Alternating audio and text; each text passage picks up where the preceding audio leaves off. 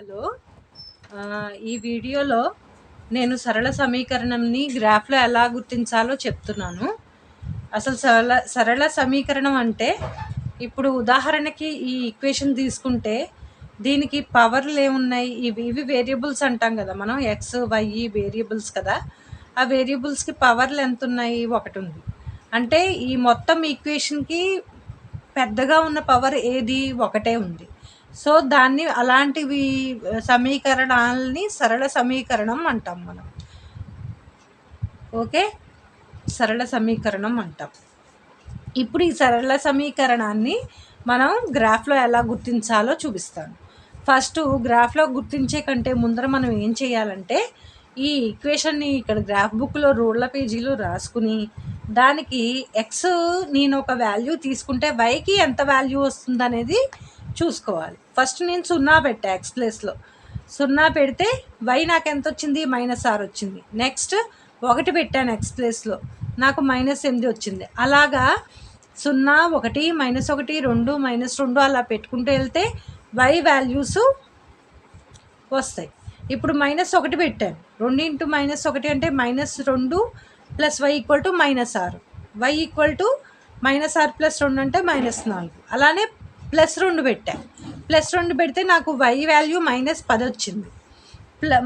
Next -2 పెట్టా, -2 పెడితే మనకి ఎంత వచ్చింది, y వాల్యూ -2 వచ్చింది. ఇప్పుడు ఇలా మనం వాల్యూస్ కనుక్కున్నాక మనం ఏం చేయాలంటే ఫస్ట్ గ్రాఫ్ పేపర్ తీసుకుని మనకన్నీ నెగిటివ్ వాల్యూస్ వచ్చాయి కాబట్టి ఇప్పుడు ఒక గ్రాఫ్ తీసుకుంటే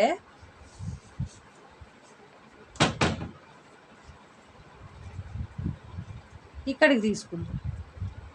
ఎందుకు ఇక్కడికి తీసుకున్నానో తర్వాత మీకు గీసాక అర్థమవుతుంది. ఇది ఏమంటారు, దీన్ని వై అక్షము అంటారు. ఇంగ్లీష్లో వై యాక్సిస్ అంటారు, వై అక్షము. నెక్స్ట్ ఎక్స్ అక్షం,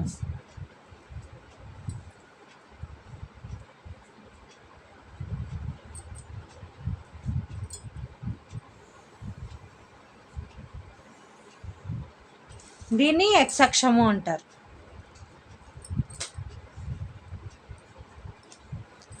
అర్థమైందా? ఎక్స్ అక్షము, వై అక్షము. ఇటు సైడ్ అన్నీ ఎక్స్కి ఇటువైపు అన్నీ పాజిటివ్స్ ఉంటాయి.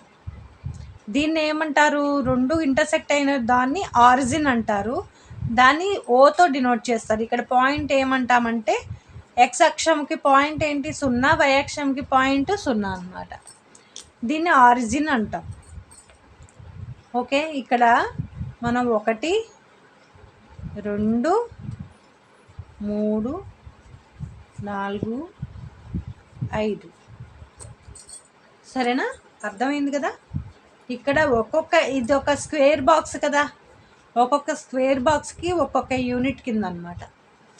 నెక్స్ట్ ఇటువైపు ఏముంటాయి, అన్నీ negative, -1, -2, -3, -4, -5 like that, -6, -7, -8 like that, అలా ఉంటాయన్నమాట. ఇక్కడ మనకి టేబుల్ చూసుకుంటే ఎక్స్లో ఏమున్నాయి, 2 నెగిటివ్ నెంబర్లు ఉన్నాయి కాబట్టి మనం ఇంకెక్కువ రాసుకోకపోయినా పర్లేదు గ్రాఫ్లో, సరేనా? ఇంకా వై అక్షంలో మటుకు మనం నెగిటివ్ ఎక్కువ వచ్చాయి వై అక్షంలో, అందుకని మనం వై అక్షంలో నెగిటివ్ వాల్యూస్ ఎక్కువ తీసుకోవాలి. అందుకని నేను డ్రా చేశాను. లేకపోతే ఎగ్జాక్ట్గా మధ్య లైన్ ఏమైనా ఉంటే మధ్య లైన్లో గీసుకోవచ్చు మనకి. అంటే మనకి ఇక్కడ వచ్చిన వాల్యూస్ని బట్టి మనం ఈ అక్షరాలని గీసుకోవాలన్నమాట, సరేనా? ఇప్పుడు మనం ఎక్స్ యాక్సిస్లో వై అక్షానికి పై సైడ్ ఏముంటుంది, పైన అంతా పాజిటివ్ నెంబర్స్ ఉంటాయి, 4, 5, 6, 7 అలాగా. కింద మనకి నెగిటివ్ ఉంటాయన్నమాట, -1, -2, -3, -4, -5, -6, -7, -8 -9 -10 -11. యాక్చువల్గా ఏంటంటే ఇలాంటి ప్రాబ్లంతో ఇంకో గ్రాఫ్ చేశాను నేను. అందులో ఏంటంటే ఇక్కడ -r తీసుకోవాలా, +r తీసుకున్నాను ఒక వీడియోలో. అందులో అక్కడ వాల్యూస్ ఇక్కడ వాల్యూస్ చేంజ్ అవుతాయి. అర్థమైందా? ఇక్కడ సింబల్స్ని బట్టి కూడా ఆన్సర్స్ మారుతాయి కదా, అలాగనమాట. ఇప్పుడు మనం గ్రాఫ్ ప్లాట్ చేద్దాం పాయింట్స్ని. ఫస్ట్ ఎక్స్ అక్షంలో ఏంటి, వై అక్షంలో ఏంటి, ఏమేమి నెంబర్స్ ఉన్నాయనేది చూసి ప్లాట్ చేద్దాం. ఎలాగా? ఎక్స్లో ఏముంది ఇక్కడ? ఎక్స్లో ఇక్కడ ఏముంది? 0 ఉంది, అంటే ఇక్కడ 0. ఎక్స్లో 0 తీసుకోవాలి. వైలో ఏముంది? -r ఉంది, అంటే వైలో -r. అర్థమైందా? ఎక్స్లో 0, వైలో -r. యాక్సెస్ అదేంటి వై అక్షం మీద వస్తుందన్నమాట ఈ పాయింట్. అప్పుడు దానికి ఇలా ఇంటూ కొట్టుకోండి. ఎగ్జాక్ట్గా ఎక్కడ అది మనం ఎక్కడ గీసామో ఈ 2 లైన్లు ఎక్కడ కలిసాయో అక్కడ మన ఇంటూ అనేది మార్క్ అనేది రావాలన్నమాట. పక్కన పాయింట్ ఏంటో రాసుకోండి, 0, -6. ఓకేనా? నెక్స్ట్ పాయింట్ ఏంటి? 1, -8.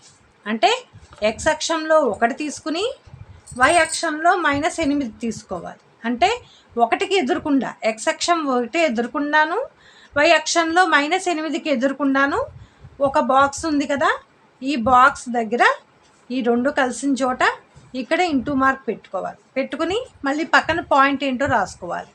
ఇలా పాయింట్ రాసుకోవడం వల్ల మనకి అర్థమవుతుంది ఏ పాయింట్ ఎక్కడ అనేది, ఎలా ప్లాట్ చేశారు, ఎలా పెట్టారు అనేది అర్థమవుతుంది. అంటే 1, -8. నెక్స్ట్ది ఏంటి? -1, -4. అంటే ఎక్స్ అక్షంలో -1, ఇది నెగిటివ్ అన్నమాట. -1 నెగిటివ్ యాక్సిస్, ఎక్స్ అక్షము. -1, -4 వై అక్షంలో -4 ఎక్కడ వస్తుంది? ఇక్కడ వస్తుంది. 1 ఎదురుకుండా -4 ఎదురుకుండా రావాలి, అంటే ఇక్కడ. ఇదేంటి? -1, -4. నెక్స్ట్ ఏంటి? +2, -10. అంటే +2 అంటే ఇక్కడ వస్తుంది. -10 అంటే 2 ఎదురుకుండా -10 ఎదురుకుండా.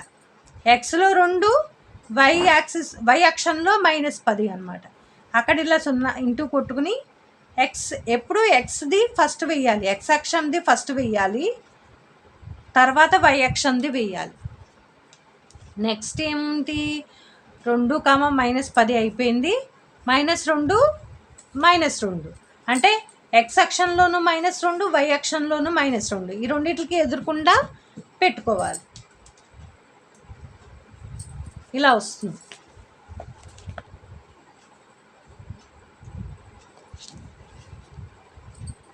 అర్థమైందా? ఇక్కడ 0, ఎక్స్లో 0 అంటే ఇక్కడ వస్తుంది, వైలో -r అంటే ఇక్కడ వస్తుంది. అప్పుడు ఇక్కడ కొట్టాలి. మనకి 0 వచ్చినప్పుడు ఎప్పుడు ఆ అక్షాల మీద వస్తుంది పాయింట్. ఒక పాయింట్ ఏదైనా 0 వచ్చిందంటే ఆ అక్షాల మీద మనకి పాయింట్ వస్తుంది. అలా కాకుండా వేరే అయితే ఈ ప్లేసుల్లో వస్తుంది అన్నమాట పాయింట్. అర్థమైందా? ఇప్పుడు ఇక్కడ మనం దీనికి రాసుకోవాలి పాయింట్ కదా, అదేంటి? -2, -2.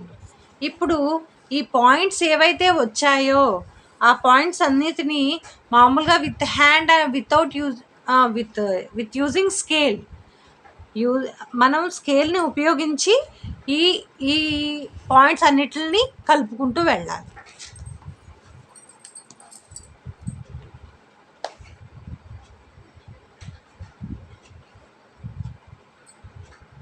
మనం ఎంత పొడిగిస్తే అంత మంచిది. ఎప్పుడు మనకి సరళ సమీకరణము ఇలాగా ఒక స్ట్రైట్ లైన్ లానే వస్తుంది, ఒక స్ట్రైట్ గీత అన్నమాట. ఇలానే వస్తుంది గ్రాఫ్ ఎప్పుడు సరళ సమీకరణానికి. అర్థమైందా?